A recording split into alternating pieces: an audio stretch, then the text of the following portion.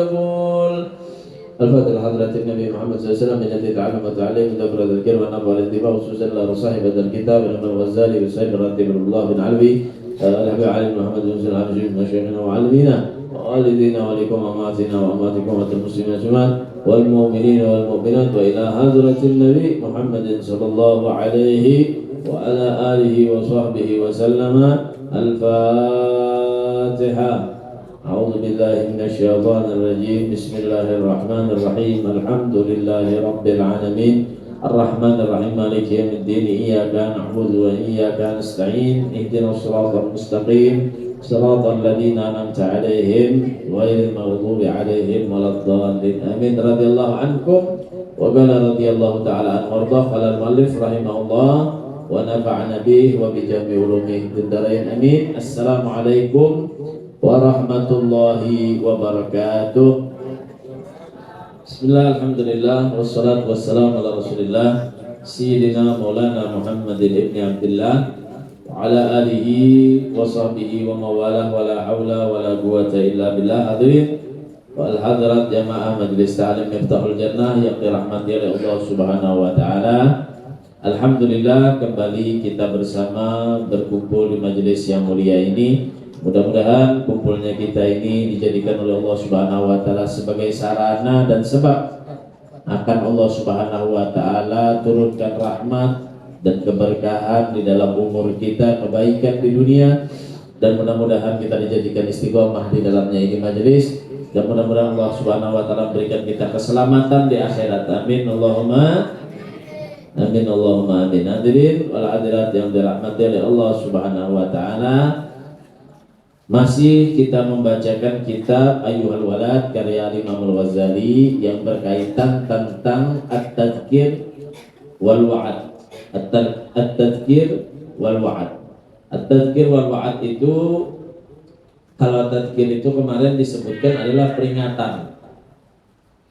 Jadi kita menjadikan peringatan dan memberikan peringatan.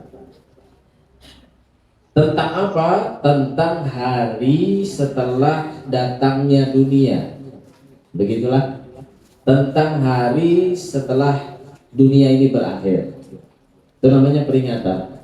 Tentang kematian, tentang kubur, tentang neraka, sorga. Nah, itu memberikan peringatan diri kita dan kepada orang lain.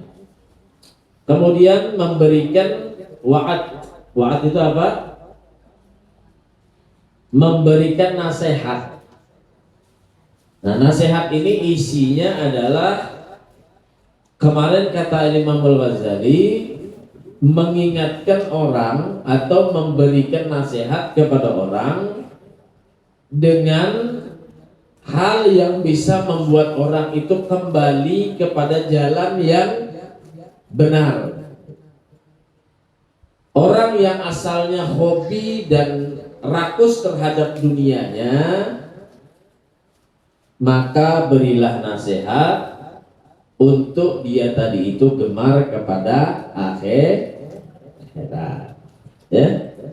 Ya bahasanya ginilah, berapa sih gaji kita sehingga kita rela meninggalkan sholat?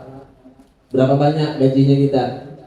Apakah gaji kita itu bisa menebus nanti tentang sholat yang kita tinggalkan, gitu ya?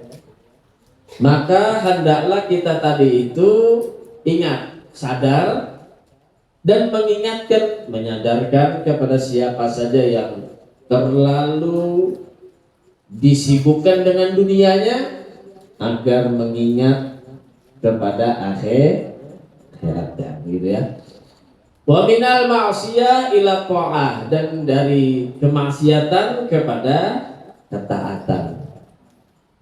Orang yang habis uangnya, waktunya, zahirnya, batinnya diisi dengan kemaksiatan, kelalaian, kedurhakaan kepada Allah Subhanahu wa taala, maka berilah nasihat, pengingat. Agar apa? Agar kembali kepada taat kepada Allah Subhanahu wa taala. Wa minal hirsi ila zuhdi, dan daripada kerakusan ambisi kepada zuhud. Siapa orang yang zuhud, maka dia akan mendapatkan kebahagiaan. Zuhud itu artinya apa kemarin?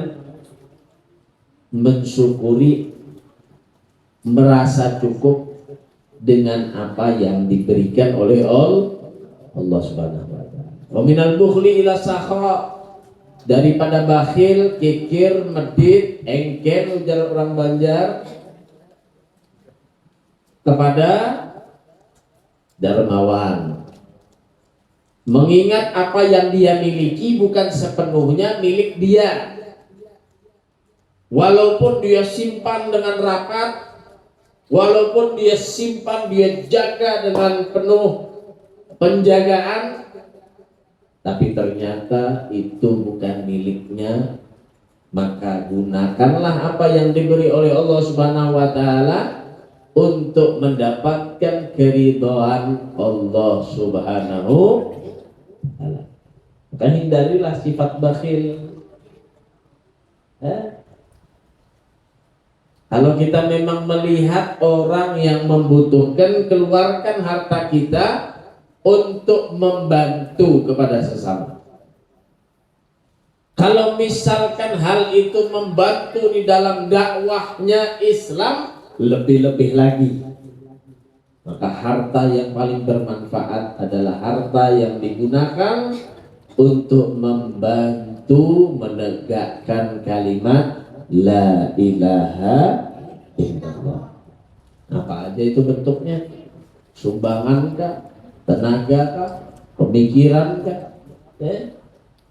Maka kita memiliki satu kewajiban, keharusan untuk menjadi orang yang dermawan. Dan orang yang dermawan itu tidak harus orang yang punya harta, Pak, Bu. Kalau Pak menghadang sugih dulu kan hanya rapuja. Ada. Jadi tidak harus menunggu ada uang yang banyak baru kita berinfak di jalan Allah. Enggak. Ma anfaqtum min khairin fali anfusikum. Apa yang kita infakkan di jalan Allah dari kebaikan itu adalah harta kita yang akan kita miliki. Adapun harta yang saat ini ada di kantong kita, di rumah lemari kita, di berangkas kita, di ATM kita, itu belum tentu milik kita. Itu namanya hak pakai. Hak pakai, bukan hak milik. Adapun yang namanya hak milik adalah yang kita infakkan di jalan Allah. Walaupun secara zahirnya harta itu keluar, tidak kita miliki lagi, berpindah tangan, tapi pada hakikatnya itu adalah harta yang akan kita bawa nanti di hadapan Allah Subhanahu wa taala. Dan tidak ada istilahnya orang yang mengeluarkan hartanya untuk kebaikan itu menyebabkan harta yang ada berkurang. Nggak ada orang rajin sedekah bangkrut. Bisa nggak biar dengar? Sidin itu dia bersedekah terus sampai bangkrut, ada nggak? Nggak ada. Tapi kalau orang yang boros bermaksiat,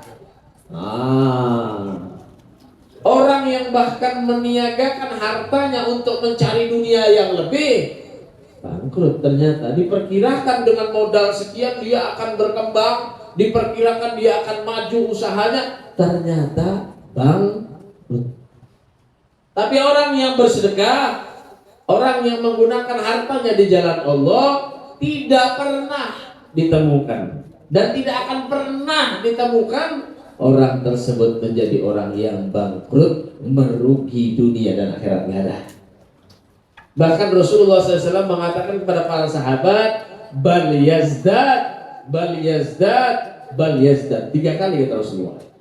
Orang yang menyedekahkan hartanya, dia akan bertambah hartanya. Dia akan bertambah hartanya.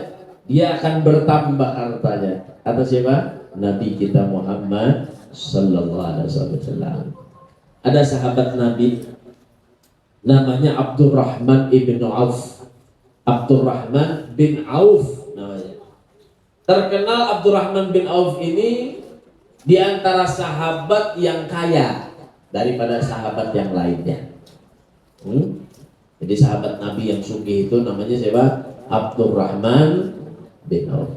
Sehingga Abdurrahman bin Auf ini apabila dia berkumpul dengan para sahabat yang lain, dia mendengarkan suara dari sahabat yang lain mengomentari kepada Abdurrahman bin Auf. Kenapa? Kata mereka, engkau wahai Abdurrahman bin Auf akan dimasukkan Allah di dalam surga karena kau sahabat yang mulia. Tapi engkau akan masuk surganya terlambat. Kenapa kata Abdurrahman bin Auf saya masuk surga terlambat? Nah, karena hartamu terlalu banyak.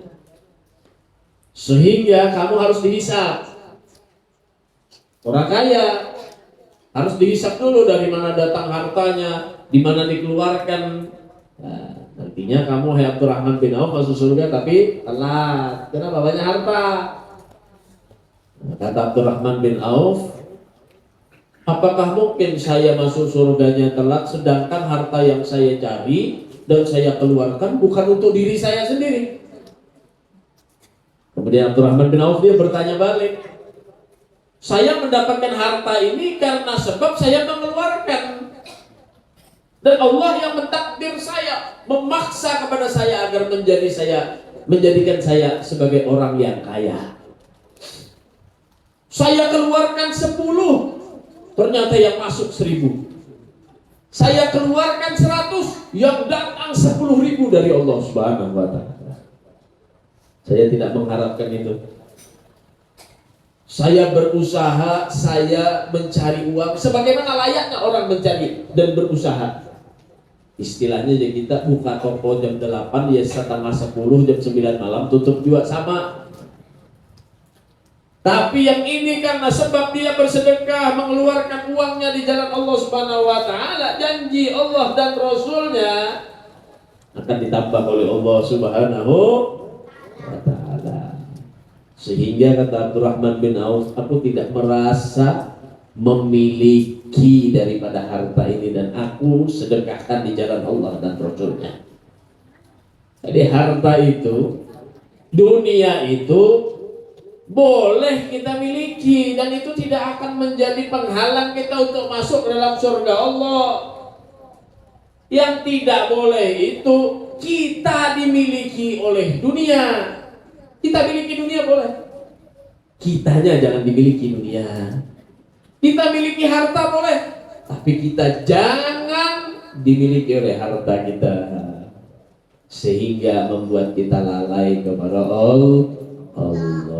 Tidak sedikit orang yang dahulunya istiqomah di majelis, nggak sedikit nih Pak Bu, ya, rajin banget ibadah kada ketinggalan, diuji sama Allah, jadi orang kaya. Akhirnya apa? Nggak hadir lagi di majelis. Akhirnya apa? Nggak salat berjamaah lagi. Banyak cerita-cerita di zaman Rasul sallallahu alaihi wasallam. Sahabat Nabi yang bernama Suraqah, sahabat Nabi yang bernama Sa'labah. Wah, kayak apa Sa'labah itu bisanya? Bisa lo kisahkan. Sa'labah ini gue sahabat Nabi yang paling miskin. Ya, paling miskin. Kalau kita kisahkan kira-kira kan ada lagi yang paling miskin dari Sa'labah nih. Kenapa? Sa'labah itu sembahyang, sholat berjamaah, hadir lawan Rasulullah. Tapi ketika sembahyang selesai, Sa'labah ini langsung pulang. Besok lagi sholat berjamaah sama Rasulullah. Setelah sholat langsung pulang.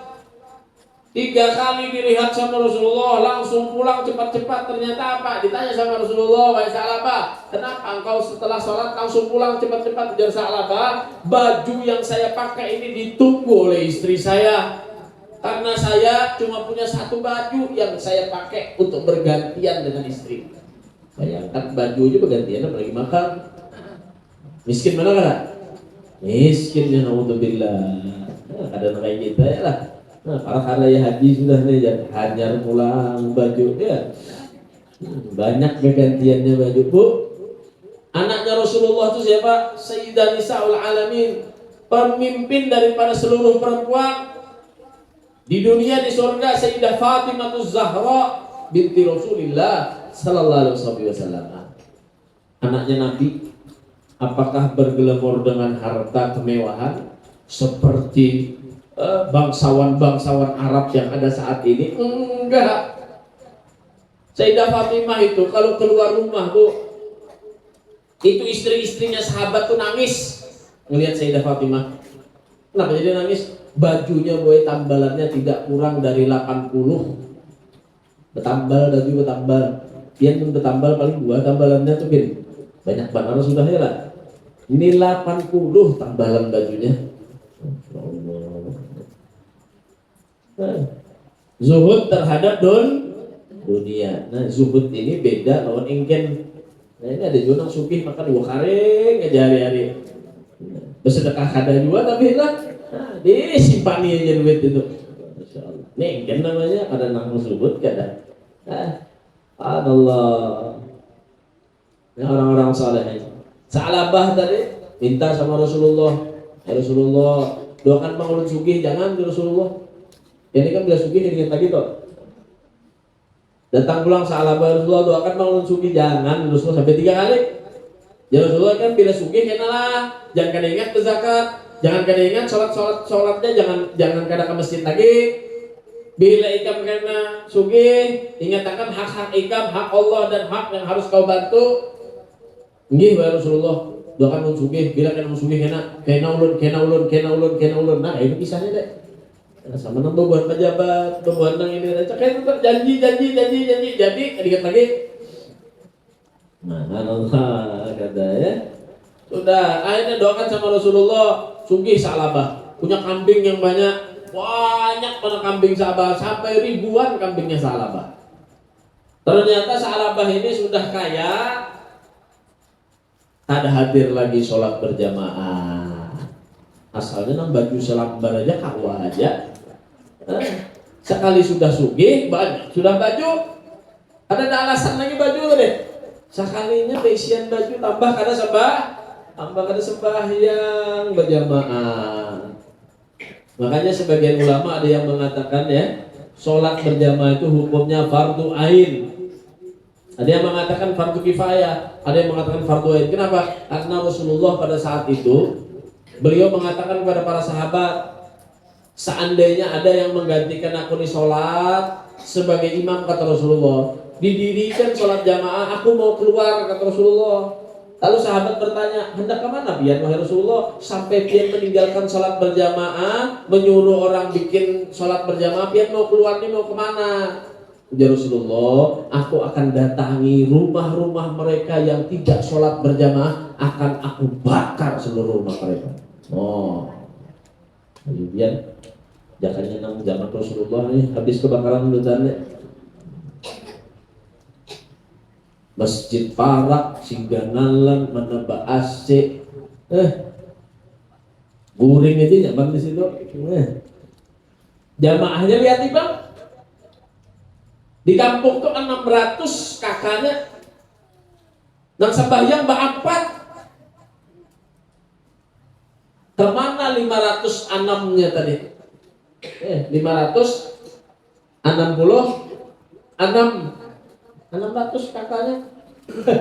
Kamanan itu orangnya. Subhanallah. Ini sholat berjamaah.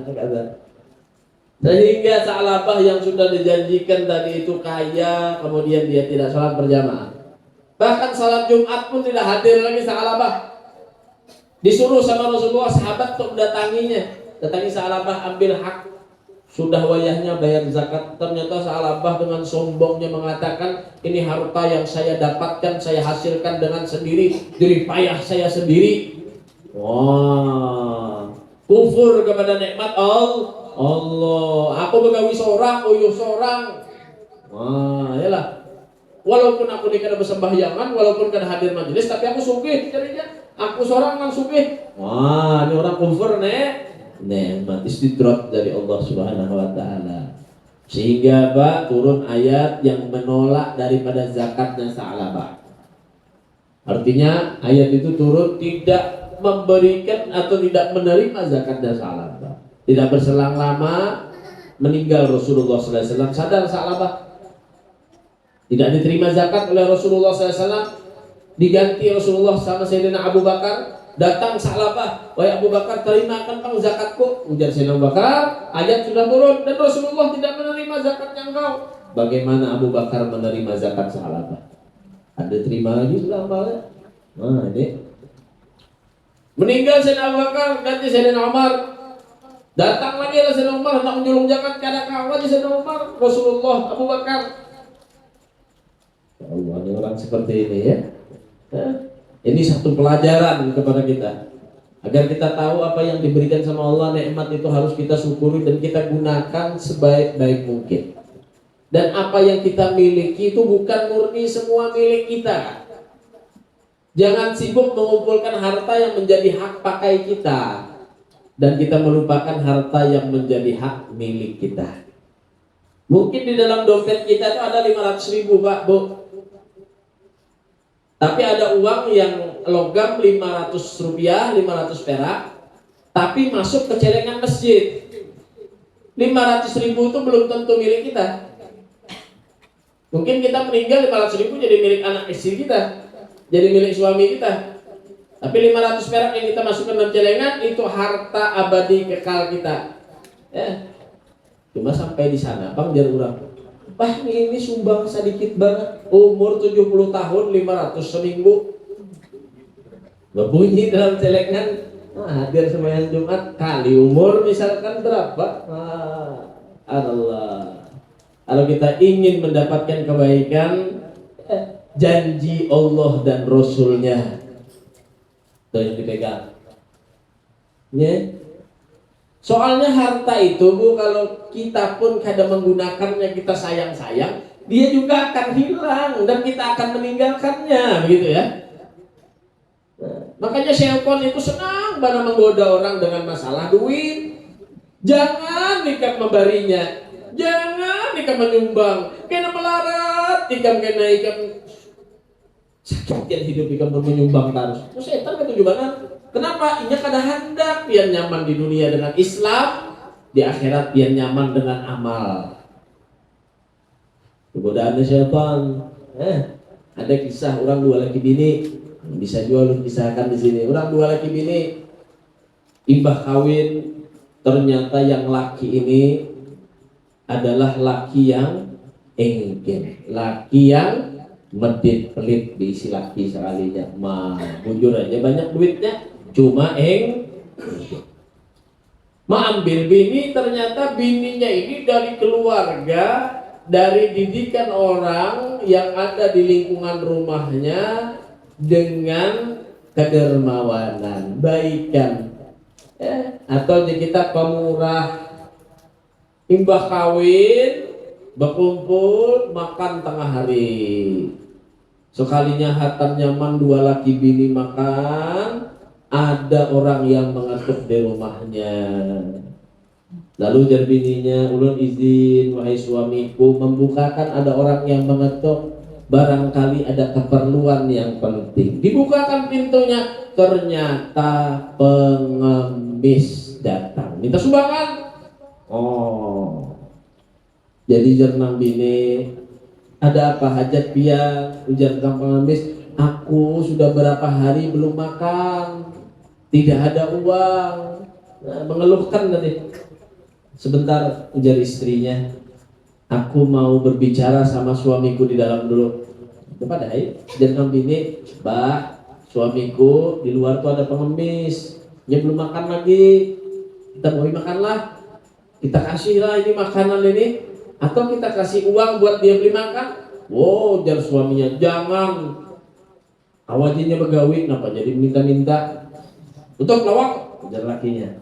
Tutuplah, tutup lawang. Jangan diherani lagi, jar lakinya. Kita makan nikmati ini aja sudah. Wah, Allah. Nah, kada di apa namanya? Kada diberi, bahkan disebut atau dibalas dia tadi itu dengan kalimat yang tidak layak dan kasar. Nah, Nabi Musa alaihissalam dia mengatakan, kalau ada orang yang datang meminta kepadamu, baru pertama kali orang itu kamu lihat, maka jangan ditolak. Ada orang nih pertama kali datang kalau kita meminta bari'i. Kenapa? Karena kemungkinan kata Nabi Musa alaihissalam itu adalah orang yang diutus oleh Allah untuk menguji kepadamu.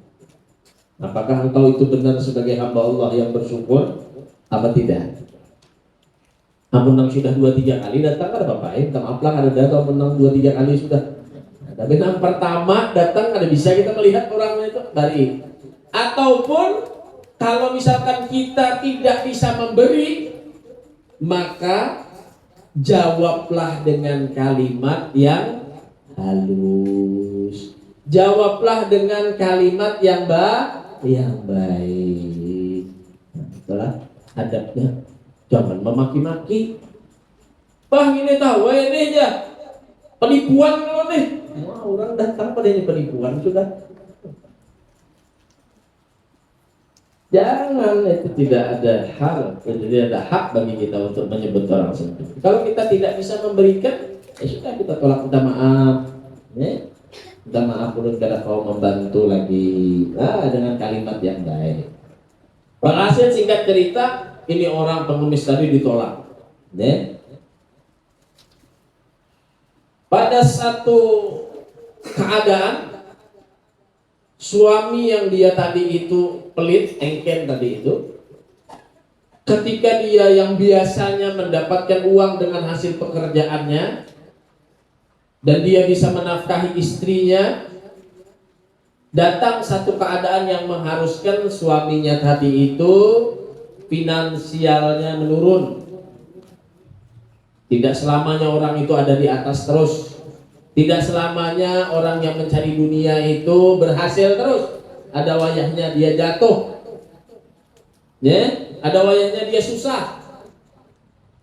Nah, itu yang dialami oleh suaminya. Ternyata suaminya bangkrut, susah, bahkan tidak hanya untuk keberlangsungan hidupnya, memberi makan istrinya aja sudah gak sanggup. Gak bisa, sudah gak bisa apa-apa lagi sudah. Sampai waktunya susah, sudah sampai waktunya di PHK, sudah sampai waktunya tua, tidak seperti muda lagi untuk bisa mencari uang. Akhirnya apa, terpaksa suaminya tadi itu harus menceraikan istrinya. Karena kada kau makani lagi, anda kayak apa? Gak sendirinya aja kada kau lagi, apalagi untuk memberikan nafkah kepada istrinya. Akhirnya terjadilah perpisahan suami istri. Beberapa tahun kemudian si istrinya tadi itu dilamar oleh seorang lelaki. Ternyata suami yang kedua yang melamar ini adalah saudagar kaya. Orang kaya ternyata yang melamar. Suami yang kedua ini di samping dia kaya, ternyata dia juga orang yang dermawan. Bajar kita membuang batu dapat emas. Nyaman lah. Buang batu dapat emas. Allah. Allah. Ternyata dapat suami yang kedua dermawan. Sama ternyata dibikin oleh Allah dengan takdirnya Allah, keadaan seperti saat dia mendapatkan suami yang pertama. Tidak lama setelah dia kawin, sama di tengah hari makan suami istri yang baru ini. Seperti apa dengan suami yang awal. Saat dia makan dengan suami yang kedua, makan di tengah hari, ada orang yang mengetuk pintu. Dibuka oleh istrinya. Kemudian kata istrinya, ini ada seorang pengemis yang belum makan, berhajat, tidak ada uang. Dia adukan kepada suaminya. Kata suaminya, ajak dia masuk untuk makan dan kasih dia uang, bantu dia, kata suaminya. Karena diisi suami nangder merawat. Ketika diajak masuk tuh, ternyata pengemis tadi itu mengenali siapa orang yang ada di dalam rumah tadi. Ternyata perempuan yang ada di dalam rumah itu adalah mantan istrinya. Allah. Mantan istrinya. Sekalinya mantan bos jadi setumat banar dunia tadi banyak banget film-film yang kayak di Indosiar. Ibu tuh juga lihat Indosiar nih. Allah. Akhirnya oleh suaminya yang kedua tadi dia mengatakan, kamu seorang pengemis dan engkau aku jamu di dalam sini untuk makan dan engkau aku kasih uang untuk keperluanmu. Ujar suami yang kedua, ada hubungan apa engkau wahai istriku lawan lelaki ini? Ujar nang bini, ini mantan suami ulun dulu. Ini dulu seorang bos bangkrut, ingin bang tapi perpisahan kami lempian. Oh jadi ini mantan suamimu? Oh iya. Jadi jangan laki kedua tadi, apakah kalian berdua mengenali aku? Nah, jadi jangan ini siapa lempian deh? Ujar laki kedua, ulun yang dahulu datang pertama kali mengetuk pintu pian, minta makan, minta bantuan, tapi tidak pian hiraukan. Paham lah? Ya, ini engken-engken karena tak huruf ini yang bermanis. Allah kata, sebentar gampang bagi Allah Subhanahu wa taala untuk menjadikan orang kaya. Karena Allah yang Maha Ghani, Allah yang Maha Kaya. Sedangkan kita Abdul Ghani, kita ini hamba dari yang Maha Kaya. Nah ini pintu syaitan. Orang juga bisa menjadikan dia tadi itu malas beribadah karena sebab hartanya. Orang mudah bermaksiat juga karena sebab hartanya. Nah, maka ini perlu kita tanamkan diri kita. Jangan terlena dengan harta. Anak kita nih yang di rumah kasih tahu, nak, jangan melulu tentang dunia, jangan melulu tentang harta. Karena tidak ada jaminan orang yang punya harta itu pasti bahagia, gak ada. Maka tanamkanlah agama, tanamkanlah akhirat, tanamkanlah akhlakul karimah, tanamkanlah ketaatan kepada anak kita. Ya pastinya dari diri kita dulu. Nggak ada orang yang dia tadi itu keluar dari rumah menjadi orang yang manfaat, orang yang baik, orang yang terpuji, orang punya akhlak, kecuali pendidikan itu datang dari rumahnya dulu. Kalau rumahnya berantakan nggak mungkin. Ya, biar sekolah sampai ke atas langit, kalau di rumah kuitannya kada mendidik, kada mencontohkan, kada bakal jadi apa-apa. Jadi ulama juga, jadi ulama sub nantinya. Maka itu harus pendidikan ini keluar dari apa? Dari rumah yang penuh dengan pendidikan terbaik. Contoh daripada Nabi kita Muhammad Sallallahu alaihi wa ala alihi wasallam. Ya, benar dulu adalah takwa, banyak bertakwa, kemudian cinta terhadap akhirat, ya, membenci terhadap dunia, ya. Maka itu semuanya adalah perkara-perkara ada tariqul wa'ad wan nasihat. Itu cara-cara kita memberikan peringatan dan nasihat kepada diri kita dan kepada orang lain. Wa kullu wa'din la yakunu hakadha. Nah, halaman 42 itu ya. Wa kullu wa'din, dan setiap daripada nasihat la yakunu hakadha, yang tidak semacam ini, tidak membuat orang tadi itu berubah menjadi taat, tidak berubah, membuat orang itu kembali kepada akhirat, ya. Maka kata beliau, fahuwa wabalun ala man gala wasami', maka adalah hal yang buruk akibatnya bagi orang yang mengucapkan nasihat dan mendengarkannya, ya. Lain daripada ini tidak ada manfaatnya nasihat apapun, ya. Baqila innahu ghulun wa syaitanun yadhhabu bil khalqi 'anil tariqi wa yuhlikuhum. Bahkan dikatakan sesungguhnya Ia orang yang memberikan nasihat adalah hantu dan syaitan. Hul itu hantu, syaitan dan syaitan. Yadhabu bil khalqi 'anit thariq wa yuhlikuhum.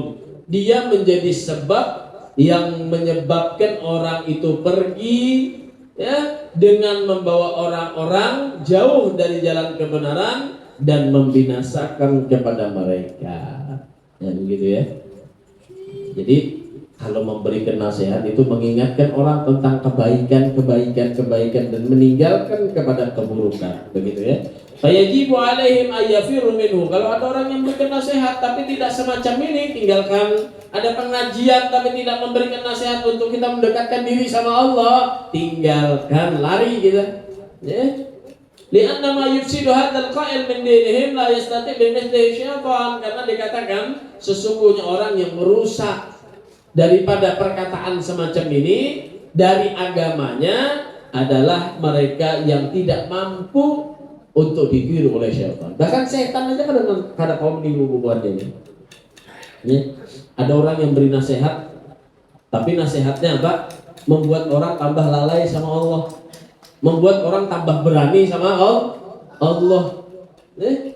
Maka ini tidak layaknya gurunya daripada syaitan. Setan aja tidak bisa semacam itu. Setan cuma menggoda. Kalau mereka mengajak, mengumpulkan orang untuk berbuat kejelekan misalkan, ya. Nah, ada. Wa man kanat lahu yadun wa qudratun yajibu alaih ayunzilahu an manabiril mawa'id. Kalau ada kekuatan dari pemerintahan, dari orang yang mampu untuk merubah hal semacam itu, maka wajib orang yang semacam ini diturunkan daripada mimbar-mimbar untuk memberikan nasihat. Ya? Nasihat isinya apa? Tentang kebaikan, isinya dunia aja. Ya? Tidak ada mengingatkan orang tentang kematian, tidak ada mengingatkan orang untuk berbuat kebaikan. Ya? Runtang-runtung aja dengan kemaksiatan, maka kata ini orang harus wajib diturunkan daripada mimbarnya, tidak dikasih panggung kepada mereka untuk mendakwahkan agama. Wa yamna'u amma basyara, dan dia harus dicegah daripada apa dan segala sesuatu yang dia berikan nasihat, ya, aktivitasnya tadi. Fa innahu min jumlatil amr bil ma'ruf wan nahyi 'anil munkar, karena itu daripada termasuk kewajiban amar ma'ruf nahi. Nah, kata beliau, kalau memang kita harus memberikan nasihat kemarin, ya, nasihat itu harus datang dari orang yang mengamalkannya terlebih dahulu, baru memberikan nasihat kepada orang lain. Memberikan nasihat dengan setulus hati, bukan hanya bermain dengan kata-kata, dengan pujian-pujian dan yang selainnya, tapi benar-benar memberikan nasihat dengan jalan yang benar dianjurkan atau diajarkan oleh agama kita. Dan mudah-mudahan kita semuanya yang berhadir diberikan manfaat dalam ilmu kita. Mudah-mudahan Allah Subhanahu wa taala mengampuni dosa dan kesalahan kita. Allah Subhanahu wa taala berikan sehat wal afiat kepada kita, keberkahan dalam umur kita, keselamatan di dalam akhirat kita. Mudah-mudahan dosa kita semua diampuni oleh Allah. Dosa orang tua kita yang telah meninggal dunia diampuni oleh Allah. Orang tua kita yang masih hidup mudah-mudahan panjangkan umur oleh Allah Subhanahu wa taala, sehatkan badannya. Mudah-mudahan ada yang sakit di antara kita diberikan kesembuhan, punya hajat dikabulkan, punya anaknya dijadikan anak yang soleh wa solehah. Ala hadhihi wa kulli niyatin salihah jami'an syamil khairati dunya wal akhirah. Wa ila hadratin nabi Muhammadin sallallahu alaihi wa alihi wa sahbihi wa sallam. Al-Fatihah. A'udzu billahi minasyaitonir rajim. Bismillahirrahmanirrahim. Ar-Rahmanir-Rahim. Maliki yaumiddin. Iyyaka na'budu wa iyyaka nasta'in. Shiratal mustaqim. Shiratal ladzina an'amta 'alaihim ghairil maghdubi 'alaihim waladdallin. Ada sesi tanya jawab, silahkan. Ada yang ditanyakan, masih ada waktu.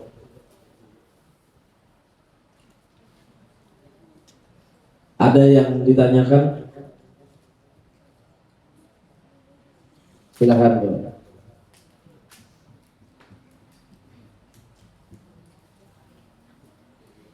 Yes, ya. Penanya tunggal di majelis, ya. Silakan ibu-ibu, kalau ada yang perlu ditanyakan, tanyakan.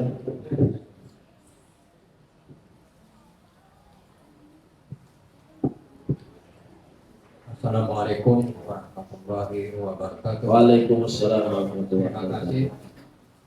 Ini masalah apa namanya biasa saja ya. Jadi ada ini menyangkut masalah kita ini kan sebenarnya akan menghadapi bulan Dzulhijjah. Nah, di media sosial itu sudah beredar bahwa nanti puasa apa namanya Arafah itu tanggal 5 Juni. Nah ini kan kita ada perbedaan waktu. Nah jadi kita untuk yang puasa 9 hari 1 sampai 9 itu mulai kapan kita puasa sunatnya? Puasa sunat Arafah dari tanggal 1 sampai tanggal 9. Apakah itu karena ada pengumuman pemerintah secara resmi atau kita berdasarkan apa gitu ya? Itu saja. Terima kasih. Assalamualaikum warahmatullahi wabarakatuh. Waalaikumsalam warahmatullahi wabarakatuh. Penentuan tanggal seperti tahun-tahun yang lalu, ini seperti tahun-tahun yang sebelumnya, pasti terjadi perbedaan ya di negara kita yang tercinta ini. Jadi alangkah baiknya perbedaan itu tidak ada sebenarnya, dan kita mengikut kepada mereka yang layak untuk menentukan. Ya, dalam hal ini adalah ulil amri. Ulil amri itu berarti pemerintahan. Dalam hal ini Kementerian Agama. Ya, Kementerian Agama. Maka kita mengikut saja dah. Nah, itu adalah hal yang paling baik sebenarnya. Mengikut, dan beliau yang bertanggung jawab. Ya, begitu ya, dengan keputusan. Dan kita memang disuruh oleh agama kita untuk taat kepada pemerintahan kita. Itu yang pertama. Dan mudah-mudahan kita berdoa sama Allah Subhanahu wa taala tahun ini tidak ada perbedaan. Jadi penentuannya nanti dari tanggal 1 Dzulhijjah sampai kepada tanggal 10 Dzulhijjah, mudah-mudahan sudah awal-awal itu diumumkan dan tidak ada perbedaan lagi di antara kita untuk mengerjakan ibadah. Karena ditakutkan kalau misalkan berbeda, akhirnya kita berpuasa di hari yang tidak diperbolehkan nantinya. Karena pada hari raya bertepatannya, ya, jadi kita ngikut dengan ulil amri saja, ya, dengan pemerintahan saja. Kalau untuk perihal ibadah yang menentukan waktunya dengan tanggal, begitu ya. Jadi kalau yang lain kita mengikut murni kepada ajaran salafun saleh, begitu juga dengan tuntunan agama dan syariat kita. Tapi kalau hal itu ibadah yang bertergantungan dengan tanggal dan waktu, maka kita serahkan kepada ulil amri, ya, kepada pemerintahan. Supaya apa? Yang pertama, hikmahnya tidak ada perbedaan. Yang kedua, tanggung jawab daripada mereka sebagai ulil amri. Ya, jadi kita tidak tidak satu persatu bertanggung jawab dengan ibadah kita. Ya, berbeda lagi kalau mereka yang memiliki pengetahuan dengan ilmunya.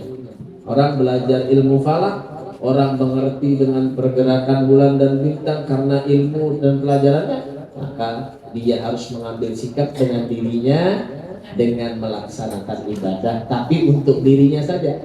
Tapi kalau kita masyarakat dan tokoh-tokoh agama, maka hendaklah dia menghimbau agar tidak terjadi di bawah itu perbedaan yang mencolok, ya.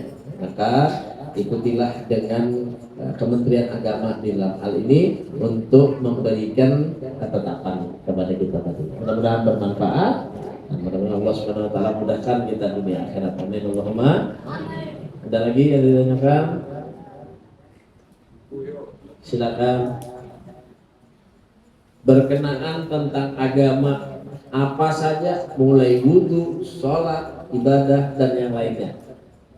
Silakan. Atau masalah hati, masalah bagaimana membimbing, bagaimana cara belajar semacam ini dan itu, insya Allah kita akan berikan solusinya di sini, di majelis ini, dan manfaat.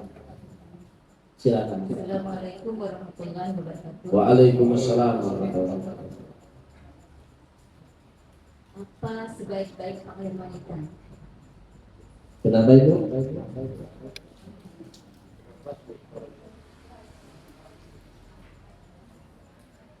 Apa sebaik-baik pakaian bagi wanita? Nah, sebaik-baik pakaian bagi wanita. Sebaik-baik pakaian bagi wanita, yang pertama, ada pakaian yang zahir, ada pakaian yang batin. Pakaian yang zahir adalah menutup yang layaknya dia tutup atau sebagai auratnya. Aurat perempuan yang paling baik ada yang menempel dengan badannya, ada yang tidak menempel secara zahir. Maka kata Rasulullah, paling baik perempuan adalah mereka yang paling sering di dalam rumahnya. Itu pertama. Yang paling menetap di dalam rumah itu sebaik-baik perempuan. Tidak menjadi perempuan karir, tidak menjadi perempuan yang senang keluar. Walaupun dia menutup aurat, begitu ya. Ada perempuan 2:1, Bu. Sama pada menutup aurat, tapi yang satu rajin di rumah, yang satu sering keluar. Mana yang lebih afdal? Yang paling banyak di rumah. Ini yang paling afdal. Nah, lalu di antara dua kebaikan tadi ya.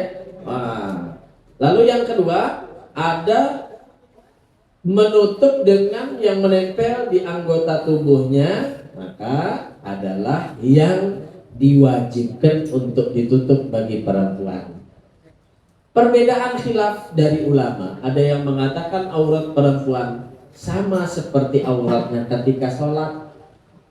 Berarti yang boleh terbuka muka dan telapak tangan. Ada ulama lagi yang mengatakan aurat perempuan itu di dalam sholat muka dan telapak tangan boleh dibuka. Di luar sholat seluruh badan itu auratnya perempuan. Hatta saut, walaupun ada lagi ulama yang mengatakan suara juga termasuk aurat. Begitu ya. Nah, jangan nampi penyanyi, ulama ada kelihatan cuma penyanyi merdu benar. Ada ulama yang mengatakan suara perempuan juga adalah auratnya. Perempuan yang terbaik adalah perempuan yang dia dari segi pakaiannya memakai pakaian yang tertutup auratnya. Itu yang pertama. Adapun jenis pakaian yang terbaik, yang disukai, yang disunahkan, yang disenangi oleh Allah dan Rasulnya bagi perempuan adalah pakaian hitam bagi perempuan. Nah, gitu ya. Kebalikannya laki-laki, pakaian yang paling disenangi, dianjurkan, disunahkan adalah yang berwarna putih. Tapi karena sudah mengikuti modern zaman semacamnya, macam-macam warna. Ya. Kalau putih aja bebainjar. Kalau pindah kita salah ambili kena taksi kuning. Nah, iyalah. Karena jadinya baju putih, rombongan maulid baju putih Gus ya. Tak buat ke situ juga kena. Artinya tidak jadi masalah sekarang. Kalau misalkan kita harus pakai putih ya berarti bagi laki-laki disenangi sama Rasulullah, mengikuti sunnah Rasulullah. Bagi perempuan kalau dipakai hitam bagus juga, karena pakaian yang terbaik bagi perempuan adalah warnanya hitam. Kenapa? Karena warna hitam itu tidak mencolok, tidak terlalu menonjol, tidak kelihatan, begitu ya. Kalau pakai putih-putih ini terawang-terawang, ya. Apalagi body-bodinya pakai yang ketat-ketat. Kerudung jujur aja pakai kerudung cuma selawar bajunya ketat, sama aja. Orianan dikatakan oleh Rasulullah sama pakaian tapi seperti telanjang. Satu lagi pesannya, jangan terlalu hobi menunjukkan bagian tubuhnya di depan kamera walaupun pakai aurat. Auratnya tertutup cuma berjoget-joget, kelihatan seluruh alam. Kenapa dimasukkan di TikTok, di Facebook, di Instagram, jujur aja. Lebih baik orang bahari. Orang bahari itu kerudungnya seadanya, kadang mulai serbet jadi di atas kepala. Orang bahari, orang kampung, cuma yang melihat paling gitu-gitu aja orangnya. Wah ini rapi tutup kerudung cuma seluruh dunia melihat. Nah, mana yang baik? Yang baik ya tadi Kalau kita bisa menutup aurat dengan baik, dengan rapi kita, ya itu adalah pakaian yang terbaik bagi perempuan. Itu adalah zahir. Nah, yang batinnya, pakaian yang terbaik dari laki-laki dan perempuan adalah libasuhu at-taqwa. Pakaian habis mic-nya.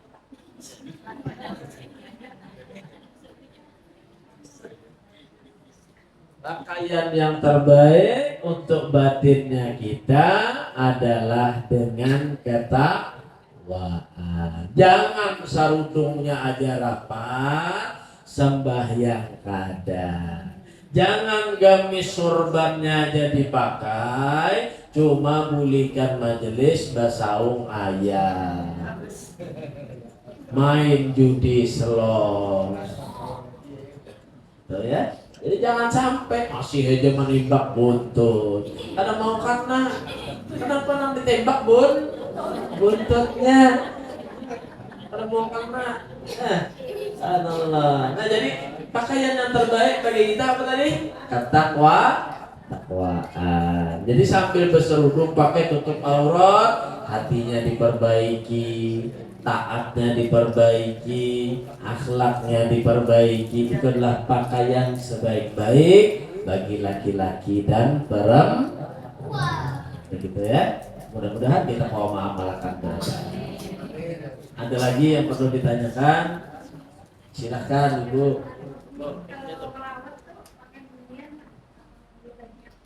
Nah, yang melawat orang meninggal. Nah tadi sudah ulun singgung ya, sepaling baik perempuan adalah yang paling sering di rumahnya. Sebenarnya urusan melawat tuh gue serahkan pada laki-laki saja. Sebenarnya begitu. Ini so melawat sampai ke kubur mantar. Ada perlu perempuan tuh di rumah sampai depan rumah sudah ngantar siapapun yang meninggal, suami ke anak ke siapakah, sudah sampai depan rumah aja. Ada usah maulah gaduh, pian menangis berhikmat mati juga sudah. Begitulah. Kalaupun masalah pakaian sama kayak tadi, ya. Kalaupun pian harus melawat, perhatikan jangan sampai bercampur dengan laki-laki. Jangan sampai pian tadi itu meninggalkan. Ini melawat sekalinya sembahyang wajib tertinggal. Gara-gara melawat. Ada juga yang hobi melawat sekalinya duduk aja di muka lawang baroko sampai ke tuntung membaca Yasin gak ada Fatihah kata. Ada juga yang kayak ini lah mendoakan kada juga. Itu asli melawat. Nah, kalau dari segi pakaian paling baik tadi yang tertutup, dan bagi perempuan pakaiannya hitam. Ya. Bagi laki-laki bang boleh deh hitam, boleh juga. Nah, sebagai tanda berkabung aja. Ya, mungkin sebagai tanda berkabung. Kenapa? Karena dianggap kalau hitam itu adalah tanda berkabung. Makanya kadang sumpah nurut pipe pakai baju hirang. Kenapa sangka orang melawat orang mati? Ya aja. Padahal bukan. Padahal selayaknya bagi perempuan itu memakai pakaian hitam. Kalau di Mekah, di Madinah itu perempuan gue kada pakai baju hitam ditangkapnya. Nah, karena sudah menjadi peraturan, ya, sudah menjadi peraturan. Nah, sebenarnya bukan peraturan, itu datangnya dari agama Islam, dari agama kita. Jadi, ya ada ya diisi di rumah itulah, diisi baju-baju hirang. Jadi yang bagus, rapi, ya. Dan turun ke mana keluar rumah pakai baju hitam. Itu adalah pakaian bagi perempuan yang disenangi oleh Rasulullah dan yang dipakai oleh keluarga Rasulullah, dipakai oleh sahabat-sahabat Rasulullah Sallallahu Alaihi Wasallam. Ada lagi? Sudah mau masuk asar? Ini Pak Haji sedikit melengkapi. Bismillah. Assalamualaikum warahmatullahi wabarakatuh. Menyambung ibu tadi, apa yang paling baik pakai boneka. Ilustrasinya ini Bu. Ini misalnya di kolam renang, ya kan? Nah, lalu membawa si anak berenang ke sana kan, dengan lekuk tubuh yang ya cukup mengganggu lah terhadap panorama mata, ya kan? Tapi ini pertanyaannya, apakah salahnya untuk kolam renang, apakah salahnya dasar? Ini pertanyaannya nih, kita tanpa ada sarana itu kan tidak mungkin orang datang. Ya kan? Jadi kira-kira Habib bisa memberikan sedikit penjelasan sehingga ibu-ibu ini kalau membawa anak ke kolam renang ada akan memudahkan untuk tubuh. Terima kasih. Wassalamualaikum warahmatullahi wabarakatuh. Sebenarnya kalau masalah kolam renang itu kan kalau disalahkan kolam renangnya. Begitu juga yang diisi kolam renang. Semua ada salah. Yang salah itu yang ngapun diri. Ulun baik kalau mau bawa anak ke berenang, ulun bawa berenang. Cuma melihat hari yang pindah sepi. Ini hari Minggu ketujuh baru bakal-bakal. Begitu yang pertama ya. Yang kedua, kalau kita bawa ke kolam renang, ya usahakan orang tuanya gak usah mandi. Ulun kemana aja berjalan pakai gamis gini pak.